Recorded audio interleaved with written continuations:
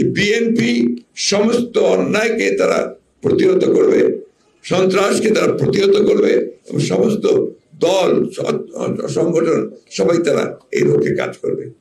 আর এবার আমাদের এই বিশেষ পরিপ্রেক্ষিতে ফ্যাসিবাদ মুক্ত বাংলাদেশে আমরা বিএনপির 46তম প্রতিষ্ঠা বার্ষিকী যে পালন করতে যাচ্ছি, সেই জন্য আমরা 5 দিন ব্যাপী কর্মসূচি নিয়েছি। 30 আগস্ট হচ্ছে আপনার জেলা উপজেলা পর্যায়ে আলোচনা সভা। 1 তারিখ হচ্ছে শহীদ রাষ্ট্রপতি জিয়া রহমানের মাজারে ফতেহা পাঠ ও শ্রদ্ধার্ঘ্য নিবেদন। 2 সেপ্টেম্বর হচ্ছে র্যালি, এটা আপনার জেলা উপজেলা মহানগর পর্যায়ে। 3 সেপ্টেম্বর হচ্ছে মৎস্য মুক্তকরণ, সেটাও জেলা এবং আপনার মহানগর উপজেলা সহ এবং ইউনিয়ন পর্যায় পর্যন্ত। 4 সেপ্টেম্বর হচ্ছে বৃক্ষরোপণ, সেটাও মহানগর, জেলা, উপজেলা এবং ইউনিয়ন পর্যায়ে।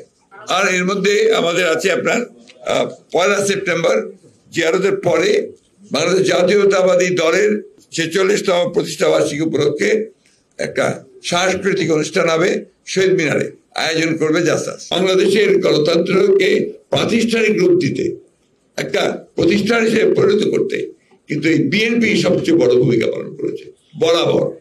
আজকে আমরা ধন্যবাদ জানাতে চাই ছাত্রদেরকে, ধন্যবাদ জানাতে চাই জনগণকে, রাজনৈতিক দলগুলোকে, যে তারা আজকে একটা বিপ্লবের মধ্যে দিয়ে এই ভয়ানক ফ্যাসিবাদ হাসিনাকে তারা দেশ থেকে পালিয়ে যেতে বাধ্য করেছে।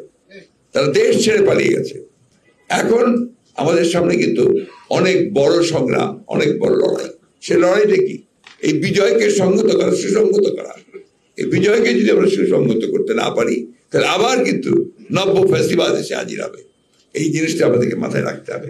আমি আমাদের সম্মানিত সাংবাদিক ভাইদের মাধ্যমে কথা বলতে চাই, জনগণের সামনে এই বিষয়টা আনতে চাই যে এখন সবাইকে কিন্তু নিজের দায়িত্ব নিয়ে আমাদেরকে এই বিজয়কে সুসংহত করতে হবে।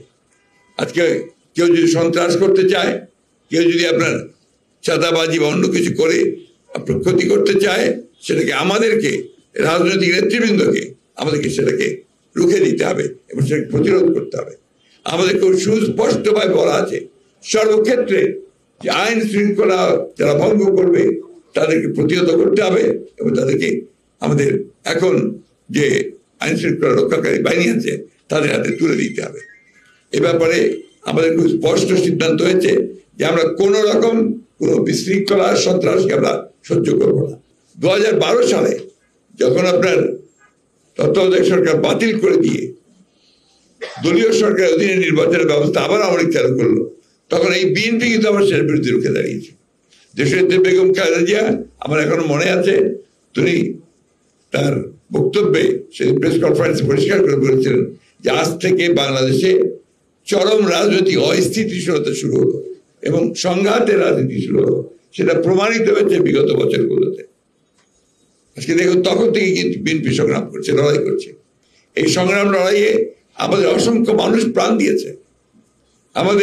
আমাদের হিসাব মতে প্রায় 800 মানুষ গুম হয়েছে। তার মধ্যে আমাদের সংসদ সদস্য ছিলেন, আমাদের নেতৃস্থানীয় নেতারা ছিলেন, কর্মীরা ছিলেন, ছাত্র ছিল, যুবক ছিল, সব বিএনপি লোক ছিল। আমি আজকে এটা কি হলো এই জন্য বলছি যে অনেকে এটাকে অনেকভাবে ব্যাখ্যা করার চেষ্টা করছে।